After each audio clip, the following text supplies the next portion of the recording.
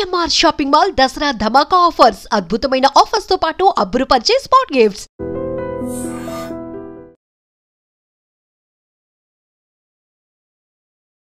Welcome to I dream. నా పేరు లుంపిని. ఇది సెప్టెంబర్ మంత్, అంటే ప్రోస్టేట్ క్యాన్సర్ అవేర్నెస్ మంత్ అనమాట. సో దీనికి కావాల్సిన information, at the same time ఒకవేళ ప్రోస్టేట్ క్యాన్సర్ కనుక అటాక్ అయితే ఎలా దీని నుండి ఓవర్కమ్ చేసుకోవచ్చు డిస్కస్ చేద్దాం. ఈరోజు మనతో పాటు ఉన్నారు ఆంకాలజిస్ట్ డాక్టర్ చిన్నబాబు గారు. Let's talk to him. Hello sir. Hi అండి. సో సెప్టెంబర్ మంత్ అంటేనే మనకు prostate cancer awareness month.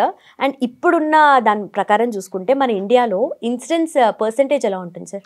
Yeah, September cancer మీరు చెప్పినట్టుగా అదేంటి ప్రోస్టేట్ క్యాన్సర్ అవేర్నెస్ మంత్.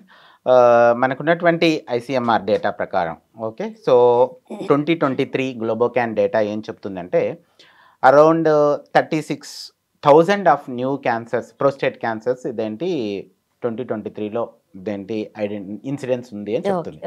ఇది మోర్టాలిటీగా అంటే ఎంతమంది ఈ క్యాన్సర్ బారి నుండి చనిపోతున్నారు అనేటువంటి విషయాన్ని తీసుకొస్తే దగ్గర ఇదంటే 11,000 నుంచి 12,000 మంది పర్ ఇయర్ చనిపోతున్నారు అనేటువంటి విషయం కూడా స్టాటిస్టిక్స్ చెప్తున్నాయి. బట్ ఇండియా అంటే వెస్టర్నైజేషన్తో, వెస్టర్న్ కంట్రీస్తో పోల్చుకుంటే మనం ఇదేంటి స్టిల్ ఇదేంటి మన దగ్గర ఇదేంటి ప్రోస్టేట్ క్యాన్సర్ యొక్క రిస్క్ పెరుగుతూ ఉంది, ఇన్సిడెన్సెస్ పెరుగుతూ ఉన్నాయని చెప్పుకోవాలి. ఓకే, వీటికి reasons there are so many. మన ఇండియాలోనే చూస్తే ప్రోస్టేట్ క్యాన్సర్ యొక్క ఇన్సిడెన్స్ అనేటువంటివి అర్బనైజేషన్, రూరల్ పాపులేషన్లోకి చాలా తేడా ఉంటుంది. అర్బనైజేషన్లో ఎక్కువ ఉంటుంది, రూరల్ పాపులేషన్లో తక్కువ ఉంటుంది. ఎలాగా అంటే కనుక సపోజ్ ఢిల్లీలో ఓకే 11.11 ఓకేనా కేసెస్ పర్ 1 lakh పాపులేషన్ అలా ఉంటే, మరి రూరల్ ఇండియాలో 5.5 ఉంటుంది. సో ఇట్స్ అనమాట డిఫరెన్షియల్ ఉంటుంది. ఎందుకు అంటే ఇట్స్ దాని యొక్క రిస్క్ ఫ్యాక్టర్, ఇది లైఫ్ స్టైల్ రిలేటెడ్ ఇదేంటి క్యాన్సర్స్, వన్ ఆఫ్ ద ఇదేంటి క్యాన్సర్ అని చెప్పుకోవచ్చు. ఇంకో విషయం ఏంటంటే పాపులేషన్ అనేటువంటి వాళ్ళు ఇదేంటి స్క్రీనింగ్ చేసుకోవడానికి ఎక్కువగా అర్బనైజేషన్ పాపులేషన్, తర్వాత హూ ఆర్ ఎడ్యుకేటెడ్, మోటివేటెడ్, ఈ పాపులేషన్ ఎక్కువ వెళ్తారు కాబట్టి ఇన్సిడెన్స్ కూడా అదంటే బయటపడడం జరుగుతుంది, ట్రీట్మెంట్ తీసుకోవడం జరుగుతుంది. వెరాజ్ రూరల్ పాపులేషన్ సో హాస్పిటల్కి రావటం తక్కువ, వాళ్ళకు హెల్త్ ఎడ్యుకేషన్ మీద అవగాహన తక్కువ. సో కాబట్టి ఏంటంటే అక్కడ డయాగ్నోస్ చేయలేకపోయే ఛాన్సెస్ కూడా చాలా ఎక్కువ ఉన్నాయి, వాళ్ళు రారు. సో అదంటే ఈ 2 డిఫరెన్షియల్ థింగ్స్ ఉన్నాయి, సోషో ఎకనామిక్ బ్యారియర్స్ ఉన్నాయి. ఇది కూడా మనం ఇండియాలో డిస్కస్ చేసుకోవాలంటే దీన్ని కూడా మనం కన్సిడర్ చేసుకోవాలి. యా, ఇంకా ఈ డిసీజ్కి అదర్ రిస్క్ ఫ్యాక్టర్స్ ఏమిటి అంటే కనుక ఎక్కువగా అదేంటి హై ఫ్యాట్ డైట్ తీసుకునేటువంటి వాళ్ళల్లో కూడా ఇదేంటి ఎక్కువ ఉంటుంది. స్మోకింగ్ ఒక రిస్క్ ఫ్యాక్టర్, తర్వాత జెనెటిక్ ఫ్యాక్టర్స్ కూడా ఉన్నాయి ఇవి. ఓకే, ఏజ్ అనేటువంటిది ఫస్ట్ రిస్క్ ఫ్యాక్టర్. జనరల్గా కామన్గా వచ్చే more than 50 yearsలోనే ఇది ఎక్కువగా తరచు చూస్తూ ఉండడం జరుగుతూ ఉంటుంది. జెనెటిక్ రిస్క్ ఫ్యాక్టర్స్ మనం చెప్పుకుంటే BRCA1, BRCA2 అనేటువంటి కొన్ని జీన్ మ్యూటేషన్స్ ఉన్నాయి. ఈ జీన్ మ్యూటేషన్స్ వచ్చిన వాళ్ళల్లో ప్రోస్టేట్ క్యాన్సర్ రావడం జరుగుతుంది. లించ్ సిండ్రోమ్ అనేటువంటి ఇంకోటి ఉంది, ఇది కూడా జెనెటిక్ డిసీజ్ లాంటిది. ఈ దీంట్లో కూడాను ప్రోస్టేట్ క్యాన్సర్స్ ఎక్కువగా రావడం అబ్జర్వ్ చేయడం జరిగిందనమాట. సో ఇవన్నీ కూడా చూస్తుంటే అండ్ కంపారిటివ్లీ మనం అర్బన్ పాపులేషన్ అండ్ రూరల్ పాపులేషన్గా చెప్పారు కదా. సో కంప్లీట్లీ మనము ప్రాసెస్డ్ అండ్ కొంచెం వరకు ప్రాసెస్డ్ ఫుడ్ అనేది రూరల్ పాపులేషన్ తగ్గిస్తుంది కాబట్టి కూడా మేజర్ డిఫరెన్స్ అనుకోవచ్చు. Maybe yes, okay, one of the factor అయి ఉండొచ్చు. Okay and also once prostate cancer males లోనే వస్తుంది కాబట్టి సో వాళ్ళు ఎలాంటి జాగ్రత్తలు తీసుకోవాలి, ప్రివెన్షన్ కానీ అట్ ద సేమ్ టైం వచ్చిన తర్వాత how to overcome sir? So ఏంటంటే ప్రివెన్షన్ అనేటువంటిది ఏంటంటే హెల్దీగా ఉండాలి అంటే అడిక్వేట్ వాటర్ తీసుకోవాలి, ఫిజికల్లీ యాక్టివ్గా ఉండాలి, సెడెంటరీ లైఫ్ స్టైల్ ఉండకూడదు. తర్వాత అదేంటి more than 50 years ఉంటే కనుక ఆపర్చునిస్టిక్ స్క్రీనింగ్ అంటాం అనమాట. సీరం PSA అని చెప్పి సింపుల్ బ్లడ్ టెస్ట్, అది ఆ బ్లడ్ టెస్ట్ చేయించుకోవటం వల్ల కూడా బయటపడతాయి. అంటే మన ఇండియాలో పాపులేషన్ రికమెండెడ్ స్క్రీనింగ్ టెస్ట్ అయితే PSAని యూటిలైజేషన్ చేయలేదు. ఎందుకంటే జనరల్గా ఒక స్క్రీనింగ్ టెస్ట్ ఏదైనా కూడా ఆ స్క్రీనింగ్ చేయటం వల్ల ఆ క్యాన్సర్ మీద వచ్చే సర్వైవల్ బెనిఫిట్ అవ్వాలి. అంటే స్క్రీనింగ్ అనేటువంటిది హెల్దీ పాపులేషన్కి చేస్తాం. సో హెల్దీ పాపులేషన్లో ఏదైనా అదేంటి మన స్క్రీనింగ్ చేసి దాన్ని బయటపెడితే సో దట్ ఇదంటే ఆ క్యాన్సర్ నుంచి ఇదంటే సర్వైవల్ పెరగాలి. ఓకే, కానీ ఇదేంటే అంటే ఎక్కువ కాలం బ్రతకాలి పేషెంట్. అప్పుడే ఇదేంటి దాన్ని జనరల్ పబ్లిక్కి ఇదేంటి జనరల్ పాపులేషన్కి మనం ఇదేంటి ఇంప్లికేషన్ చేస్తాం.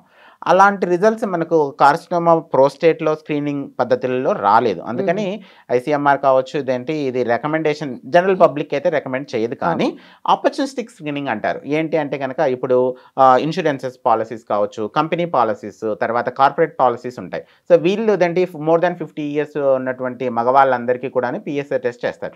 సో ఈ పిఎస్ఏ టెస్ట్లో ఏదైనా బయటపడితే పిఎస్ఏ రేజ్ అయ్యి ఉంటే కనుక అప్పుడు ఇదేంటి ఆటోమేటిక్గా ఇట్ విల్ బి డైరెక్టెడ్ అనమాట. ఇట్ విల్ గివ్ అలార్మింగ్, ఇదేంటి రెడ్ ఫ్లాగ్ వస్తుంది. సో దాన్ని బట్టి దాన్ని ఫర్దర్ ఇవాల్యుయేట్ చేసుకోవడం అనేటువంటిది జరుగుతూ ఉంటుంది. సో ఈ పద్ధతుల వల్ల కొంచెం ఇదేంటి ప్రోస్టేట్ క్యాన్సర్ని ఐడెంటిఫికేషన్ చేస్తున్నాం. ఇంకోటి డైరెక్ట్గా పేషెంట్కి సిమ్టమ్స్ ఏంటి, తనకు లోయర్ యూరినరీ ట్రాక్ట్ సిమ్టమ్స్ అంటే ఏంటి, మూత్రం పోసేటప్పుడు ఇదేంటి ఇబ్బంది కలగవచ్చు, లేదంటే కనుక ఏదంటే పెయిన్ అనేటువంటిది రావచ్చు, మూత్రంలో ఏదైనా బ్లడ్ అనేటువంటిది పడి ఉండటం రావచ్చు. సో ఇవన్నీ కూడాను ప్రోస్టేట్ క్యాన్సర్ యొక్క లక్షణాలు ఉండొచ్చు. ఓకే, సో ఇటువంటివి ఏవైనా ఉంటే డైరెక్ట్గా వాళ్ళు యూరాలజిస్ట్ దగ్గరికి వెళ్తారు. సో యూరాలజీ అంటే ఏదేంటి మూత్రం రిలేటెడ్ అదంటే కిడ్నీలు, తర్వాత స్పెషలిస్ట్ డాక్టర్ ఆయన దగ్గరికి వెళ్ళడం, లేదంటే ఈవెన్ అట్లీస్ట్ ఏదైనా ఒక general medicine, general surgeon, at least ఎవరైనా ఒక ఫిజిషియన్ దగ్గర అదేంటి కన్సల్టెంట్ దగ్గరికి వెళ్తే వాళ్ళు ఇవాల్యుయేట్ చేస్తారు. చేసి దాని రిలేటెడ్గా ఉన్నటువంటి టెస్టులు చేయటం, తర్వాత అదేంటి బయాప్సీ కన్ఫర్మేషన్ కోసం, తర్వాత స్టేజింగ్ ఎక్కడెక్కడికి ఇది పాకింది అంటే అది పిఎస్ఏ లెవెల్ని బట్టి దాన్ని కూడాను టెస్టులు ఉన్నాయి, రికమెండెడ్ టెస్టులు. ఎంఆర్ఐ చేయాలి, తర్వాత అదేంటి పిఎస్ఎంఏ పెట్ స్కాన్ అని ఉంటుంది, ఆ స్కాన్ చేయటం. సో దాన్ని చేసుకొని ఇది చేస్తామన్నమాట, స్టేజింగ్ ఎక్కడికి పాకింది అని. ఆ స్టేజ్ని బట్టి ఫర్దర్ ట్రీట్మెంట్స్ ఉంటాయి. Okay, done sir. And also దీనికి మన ఇండియాలో ఎంతవరకు అడ్వాన్స్డ్ ట్రీట్మెంట్ ఉందంటారు? చాలా చాలా అడ్వాన్స్ ట్రీట్మెంట్స్ ఉన్నాయండి. సో ప్రోస్టేట్ క్యాన్సర్ ఇదేంటి ఎర్లీ స్టేజ్లో డయాగ్నోసిస్ అయితే కనుక అట్లేదేంటి ఒక 6 days ట్రీట్మెంట్ తీసుకుంటే చాలు. ఓకే, స్టీరియోటాక్టిక్ రేడియేషన్ థెరపీ అని చెప్పేసి ఒక 6 days, ఓకేనా, అది ఎర్లీ స్టేజ్లో ఉంటాయి. ఓన్లీ ప్రోస్టేట్కి మాత్రమే ఇస్తాం. So that side effect profile కూడా చాలా తక్కువ. ఇంకొంచెం అడ్వాన్స్ స్టేజ్లోకి వెళ్తే కూడాను అదేంటి సర్జరీ కూడా చేసుకోవచ్చు, రాడికల్ ప్రోస్టాటెక్టమీ. దాంట్లో రోబోటిక్ రాడికల్ ప్రోస్టాటెక్టమీకి కూడాను నర్వ్ స్పేరింగ్ రిజల్ట్స్ మంచిగా ఉన్నాయి, సర్వైవల్ కూడా బాగుంది అనేటువంటి విషయం. అంటే సర్జరీ ఆపరేషన్ చేయించుకోవటం, ఓకే, అది కూడా ఉంది. ఇంకా అడ్వాన్స్ వెళితే కూడాను పెద్ద అంటే ఎక్కువ కాలం రేడియేషన్ ఇవ్వాల్సి వస్తుంది. దాంతోపాటు హార్మోన్ థెరపీ కూడా ఇస్తారు. ఎందుకంటే ప్రోస్టేట్ క్యాన్సర్ అనేటువంటిది ఇట్స్ హార్మోన్ సెన్సిటివ్ అదేంటి క్యాన్సర్. మేల్లో సెక్రీట్ అయ్యేటువంటి టెస్టోస్టిరాన్ అనేటువంటి ఈ హార్మోన్ ఈ క్యాన్సర్ని ఎక్కువగా పాకడానికి ఇదేంటి అది ఎక్కువ అగ్రెసివ్గా బిహేవ్ చేయడానికి ఇదేంటి దోహదపడుతుంది. సో అట్లాంటప్పుడు ఈ టెస్టోస్టిరాన్ని ఆపటానికి ఆండ్రోజన్ డిప్రవేషన్ థెరపీ అంటారు, ఈ హార్మోన్ థెరపీ అనేటువంటిది హెల్ప్ చేస్తుంది. ఓకే, సో ఇవి కాకోకుండా ఇంకా పాకింది అనుకోండి, దాన్ని మెటాస్టాటిక్ స్టేజ్ అంటారు. అంటే బోన్స్కి పాకడం, కామన్గా బోన్స్కి పాకుతుంది. తర్వాత అదర్ ఆర్గాన్స్కి ఎక్కడ పాకినా కూడాను దాన్ని డిఫరెంట్గా డీల్ చేస్తామన్నమాట. ఈవెన్ స్టేజ్ 4లో అంటే స్టేజ్ 4 అంటే బోన్స్కి మొత్తం పాకింది. స్టేజ్ 4లో ఉన్నటువంటి ప్రోస్టేట్ క్యాన్సర్లో కూడాను మనకు మల్టిపుల్ లైన్స్ ఆఫ్ ట్రీట్మెంట్స్ ఉన్నాయి. ఓకే, వన్స్ అపాన్ ఏ టైం ఒక 10-15 years క్రితము స్టేజ్ 4లో ఉన్నటువంటి పేషెంట్ కూడాను ఒక 5 to 6 years బతికేవాడు. ఇప్పుడు ఈవెన్ 10 years కూడాను దాని యొక్క లాంజివిటీ పెంచడానికి ఓకేనా మన దగ్గర అదేంటి డ్రగ్స్ ఉన్నాయి, తర్వాత ట్రీట్మెంట్స్ అవైలబిలిటీలో ఉన్నాయి. చాలా అత్యాధునికమైనటువంటి సో మెనీ ట్రీట్మెంట్స్ అవైలబిలిటీలో ఉన్నాయి. ఈ ట్రీట్మెంట్స్కి ఈవెన్ సైడ్ ఎఫెక్ట్ ప్రొఫైల్ కూడా చాలా తక్కువ. మొత్తం క్యాన్సర్స్ మొత్తాన్ని చూస్తే కూడాను ప్రోస్టేట్ క్యాన్సర్ చాలా గుడ్ బయాలజీ ఉన్నటువంటి క్యాన్సర్. అంటే ఇంత అగ్రెసివ్ అదేంటి తత్వం తక్కువ కంపారిటివ్లీ. అంటే అన్ని క్యాన్సర్స్ని కంపేర్ చేసుకుంటే ఇది కొంచెం స్తబ్దుగా ఉండేటువంటి క్యాన్సరే. ఓకే, సో ఇది సెప్టెంబర్ మంత్ మనం ప్రోస్టేట్ క్యాన్సర్ అవేర్నెస్ గురించి మాట్లాడుతున్నాం కాబట్టి డెఫినెట్లీ 50 క్రాస్ అయిన వాళ్ళకి ఎక్కువగా అకరెన్స్ ఛాన్సెస్ ఉంటాయి అంటున్నారు. సో ఫైనలీ లాస్ట్ నోట్లో ఏం చెప్తారు వాళ్ళకి, అండ్ ఈ రెగ్యులర్ స్క్రీనింగ్ విషయంలో కానీ అలాంటివి? ఎందుకంటే హాస్పిటల్కి వెళ్తేనే ఏదో ఒకటి కొత్తది బయటపడుతుంది, అమ్మో నేను హాస్పిటల్కి వెళ్ళను అనే వాళ్ళు చాలా ఎక్కువ మంది ఉంటారు. What you want to tell them? అంటే జనరల్గా ఏదంటే ఆ భయం అవసరం లేదండి, ఓకేనా, అలా భయపడవలసిన అవసరం లేదు.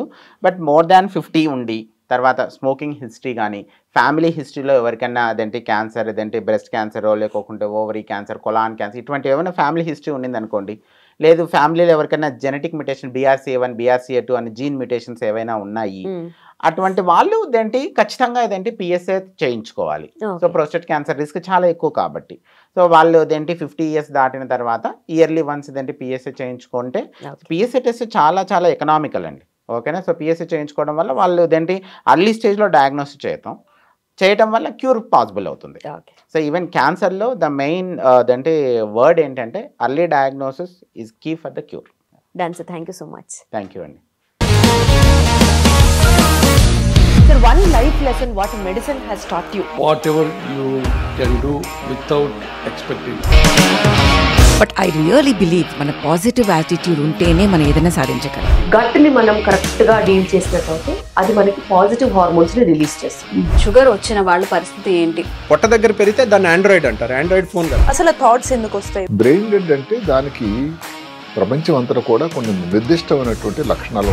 మానసికంగా ధైర్యంగా ఉంటే క్యాన్సర్ జయించవచ్చు. You are a doctor for a cause, sir. అంతే. వాళ్ళకి వచ్చిన ఆదాయం కాకుండా ఫ్రీ సర్వీస్ ఎంతమందికో చేస్తారు.